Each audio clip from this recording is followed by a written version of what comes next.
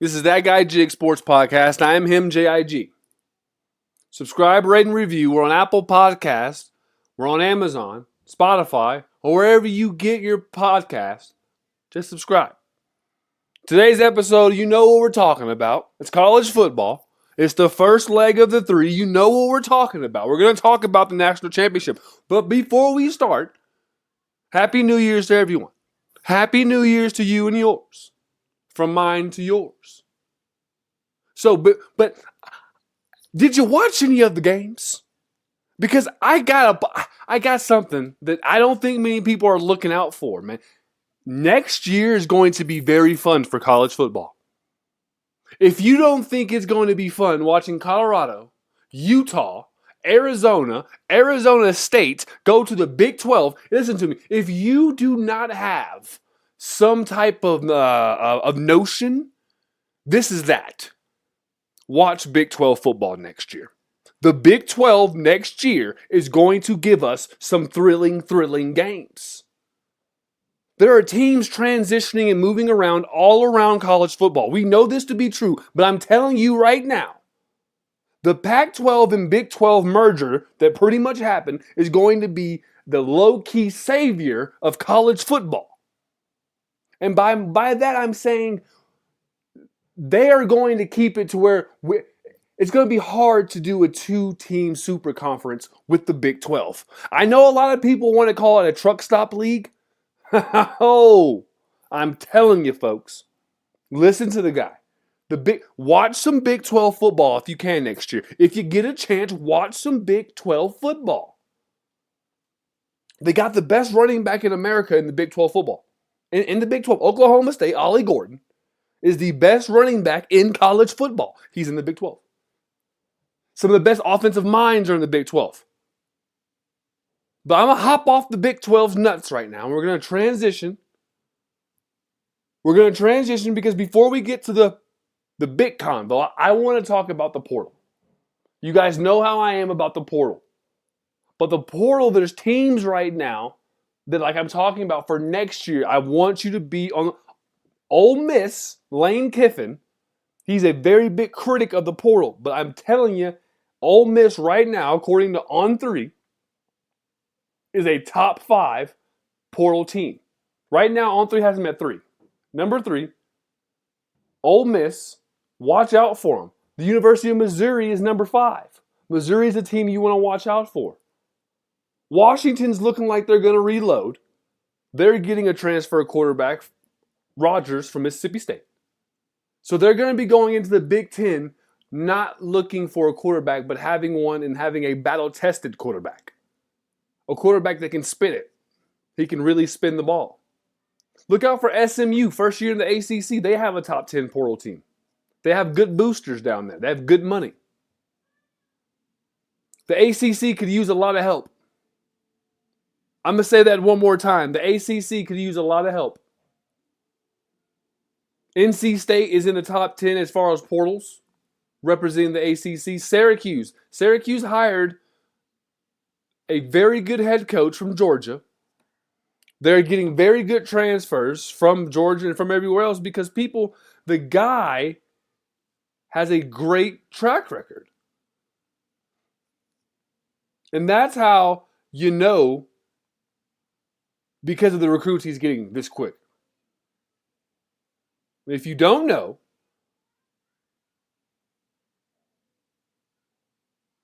I am talking about Brown. Fran Brown is the head coach of Syracuse. And right now he has them as a top 10 portal team, getting transfers in. He's a defensive-minded guy. They say he has a great rapport with the recruits of the Northeast. So he's going to be able to keep the New Jersey guys there. I don't know if you saw his introduction. I don't know if you saw Fran Brown's introduction. But I suggest you go watch it if you haven't. Because I'm telling you right now, I think I still have a little bit of eligibility left. I think I have about 2 years left. So, Fran, hey, call me if you need someone. But look for a lot of teams to make it way in the portal. See, here's the thing I want to talk about the portal, because there's the ugly side of the portal. With all these teams that are hitting the portal and getting all these players, the transfers, and all that good stuff, it now changes the dynamic of high school football players. The first signing day that just recently went through was one of the lowest signing days in history because now colleges don't have to wait on these kids anymore. See, this is the ugly side about the portal. See, back in the day, a kid could say, hey, you know what? I'm going to take my time. I'm really going to weigh my options. Now, I don't have to do that if I'm a coach. Deion has said this. I'm not saying anything that should not be known. And this is the difference between college football enthusiasts, college football lovers, versus just a guy who talks at the bar over a bucket of peanuts. We know about the good, the bad, and the ugly, and this is the ugly. The ugly, this rubs off on high school football players. Listen, as a high school football player, if you are not the elite of the elite, if you get an offer from a team that you want to go to, you better accept it. Because if you don't, they can go to the portal. I can get somebody older, more mature, who knows college football, who's played college football, and they have a couple of years of eligibility. So now, high school players don't have that grace period.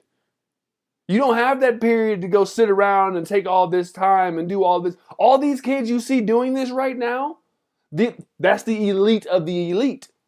These are the top 10 players. These are the top 5 players. Top 20.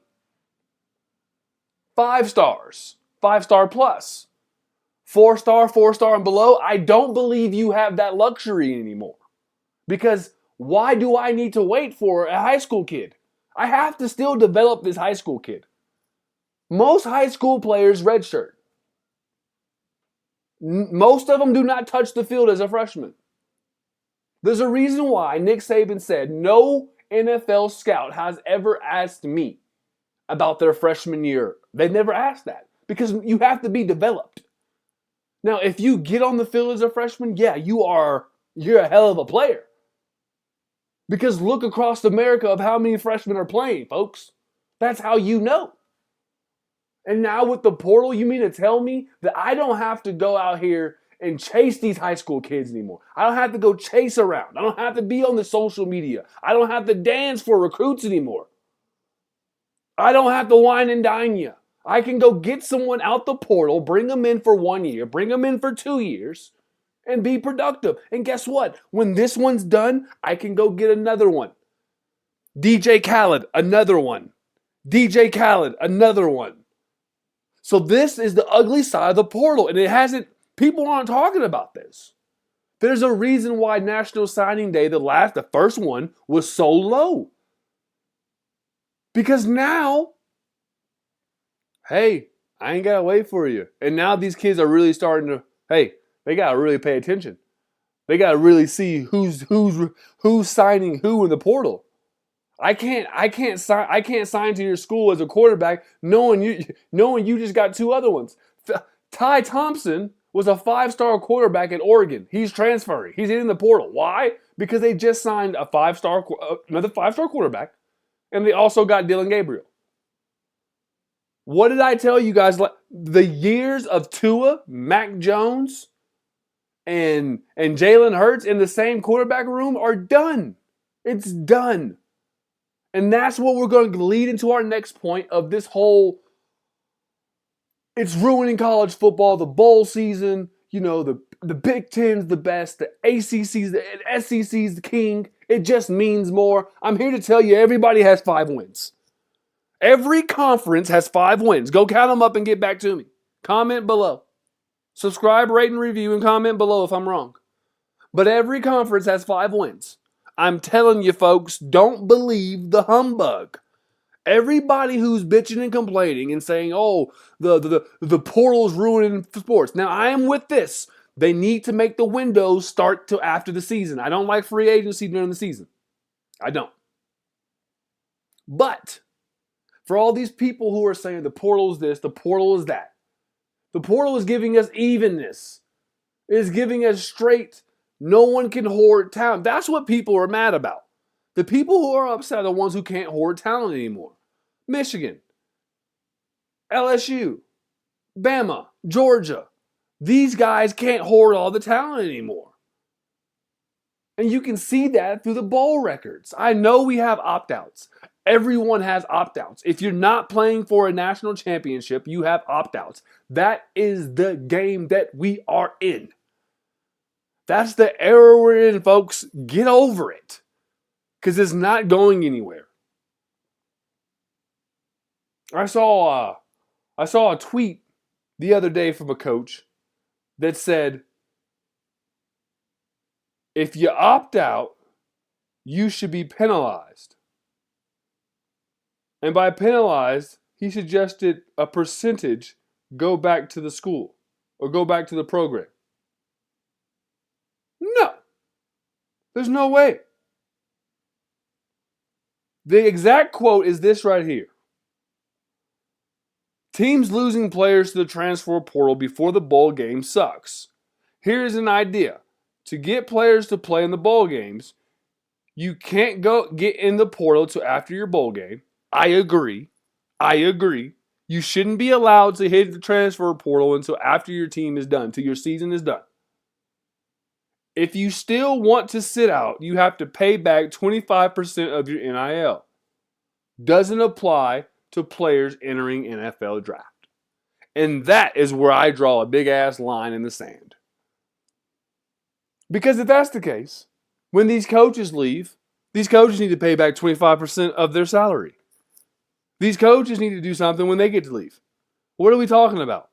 You're trying to dip into people's pockets because they're not playing in a bowl game? Listen, figure it out. These coaches get paid a lot of money, guys. A lot of money. Figure it the hell out. Get some depth. Recruit some more depth. I'm sorry. But this is where we are. No one likes it, but this is where we are. But trying to tax the players for using a system that they did not create, but they're just using the system that's in front of them. But we're going to tax them for it? That's stupid. And that's what's wrong with college football, and that's what's been wrong with college football. Do it as I say, don't do as I do. And that is what they have been doing in college football, the higher ups, for years. And now that the players get a little bit of girth, a little bit of piss in their bucket, they want to call the plumber. But this house has been reeking of shit and urine this whole time. But now we're going to call the plumber because now all of a sudden I figured out a little something.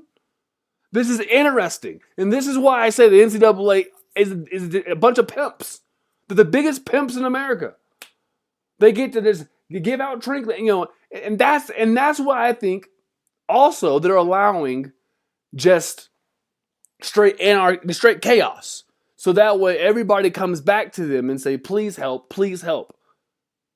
People have to come back and suck at the teat. But, a guy like me who can see the beauty in some chaos. This is beauty. This is beauty.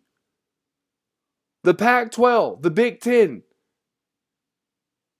ACC, everybody has 5 wins. Where is the juggernaut? There isn't one. We get a great national championship, folks. We get Michigan versus Washington. We get 2 totally different teams clashing. I was wrong. I thought Bama would beat Michigan. But you know what I'm starting to figure out? Michigan is the real deal. For everyone out there who say things like, Harbaugh is a overrated coach. He's at Michigan. Anybody can, make Michigan good. Anybody can recruit at Michigan. Anyone can recruit at a blue blood. Then why isn't Miami good? If anybody can recruit at a blue blood, then why isn't Miami good? If he's an overrated coach, then Sarkisian's overrated. What are we talking about? At what point do we stop? At what point did we start taking away from coaches because of the university that they're at? At what point? Michigan, don't forget, Michigan was not a winning program before Harbaugh got there. Don't forget, after Lloyd retired, they went through the Brady Hoke era. They went through the Rich Rodriguez era. They sucked. Michigan they were terrible. I'm here to tell you right now, you put Harbaugh in any conference in the Power 5, he will make a contender. We're talking about a guy that the NFL wants. We're talking about a guy that the NFL is, there are teams willing to cut off their left testicle just to get Harbaugh to take an interview. Michigan is trying to put clauses in his contract that won't allow him to leave. But this guy is overrated? He's mediocre? What are we talking about? You can say whatever you want to say about him in the NFL. But we're talking about his time at Michigan and what he's done for Michigan University. This should not ever be underrated. We're talking about a guy whose name has been drugged through all types of muds, and his team still goes out there and wins. They stayed focused. Listen, that tells you the type of coach that they play for. It shows you the type of coach that they play for. This is one of the most complete teams that I have ever seen, top to bottom. Special teams, defense, run game, pass game. That offensive line is a problem. And they're going against a Washington team that has a chip the size of Texas, no pun intended, and they got something to prove. Michael Penix is 1-0 versus Michigan. He's 1-0 versus Michigan. Don't forget, Kyle McCord threw for 270 versus Michigan. So look for Washington's going to have some success. They have the best receiving core in college football. They have the best receiving core in college football. Name a better one. If old Millie wasn't hurt at the beginning of the year, this team would have went stupid passing. Michael Penix would have went stupid. Listen to me. It is an absolute shame, an absolute atrocity, just flat out wrong that Michael Penix did not win the Heisman. It is a straight atrocity that we do not have a Heisman Trophy winner playing for a national championship. But instead we had a Heisman Trophy winner sitting out for his bowl game. That's awesome. That's great for the sport, right? But the portal's ruining sports, right? The hell out of here. The same guys that are bitching about the ACC champion being left out voted a guy to win the Heisman who sat out and didn't even win his conference. Didn't even win his division. Conference champion, bowl champion, going to a national championship, doesn't have a Heisman. I'm going to tell you something. Michael Penix has something to prove. And on Monday, Michigan better come tighten them up. They better come laced up and ready to go because Washington's better throw that thing all around the yard. This receiving core is God tier. If their running back is healthy, Washington can do it. Don't be surprised if Washington does it. But do not be surprised if Michigan puts the chokehold on them. Don't be surprised if Michigan puts them in the Mistress Bowl chokey. Because Michigan is that type of school. They're that type of team. I'm going to tell you something no one else is going to say. The best conference is determined by the national champion. I'll say it again. The best conference is determined by the national champion. And the Big Ten wins regardless because Washington is, guess what? They're a member of the Big Ten next year. The Pac-12 had a hell of a bowl run. 5-3. Listen, if the Pac-12 can hear me, stay together. Let's stay together. That's what they need to do. It's a great conference. But we're past that. We're Neo. We're so sick of love songs. We're past that. It's too late to apologize. We're past that. I can go on, but we're going to move on because I'm telling you, Washington and Michigan is going to be a great national championship. I'm so glad Florida State didn't make it. I'm so glad Florida State didn't make it. Because then we would have been robbed of this matchup. we would have been robbed of the two best teams in college football getting to play for a national championship. And now we don't get robbed. Now we get to wake up on Monday, go to work, come home Monday night, pop some popcorn, make some wings, sit down and don't move. Because I'm telling you, this is going to be an epic finish. Epic finish. And you know, that guy Jig, you know what I'm going to do. I'm going to go to my bank. I'm going to make a withdrawal here. And I'm putting my money on the Washington Huskies. Psych. Harbaugh, Big Ten football. They're going to run through them. I'm telling you, listen, this Michigan team is good, folks. This Michigan team is good. They're really good. Look at the numbers. This defense is God tier. This is the NFL defense. This is the NFL offensive line. And that's why I think they're going to beat Washington. I think they'll be able to control the line of scrimmage. I think Blake Corum, J.J. McCarthy's legs, Donovan Edwards. I think these guys right there in that run game, I think they're just going to be able to start. Don't get me wrong. Washington's going to make, this is going to be an epic finish. Washington's going to make Michigan put up points. But I'm telling you, at the end of the day, the fundamentals of football, don't turn the football over, time of possession, field position, and having a solid run game. That fourth one right there, that solid run game is where Michigan has the edge. Michigan will be able to bleed the clock if they have to. And that's where I give the edge to Michigan. Also, they don't turn the ball over. Michael Penix sometimes can turn the ball. Not this year. He has not done it this year, but he can turn the ball over. He has not played a defense like this all year. He has not played a defense like this all season. So that's what I'm going with. That's what I'm going with. So this is That Guy Jig Sports Podcast. I am him, JIG. Once again, this is leg one. We got 3 more. We got 2 more coming for 3. This is one of the 3. Make sure you stay tuned. And listen, we gotta watch this game. This is going to be a good one. Once again, this is That Guy Jig Sports Podcast. I am him, JIG. Peace.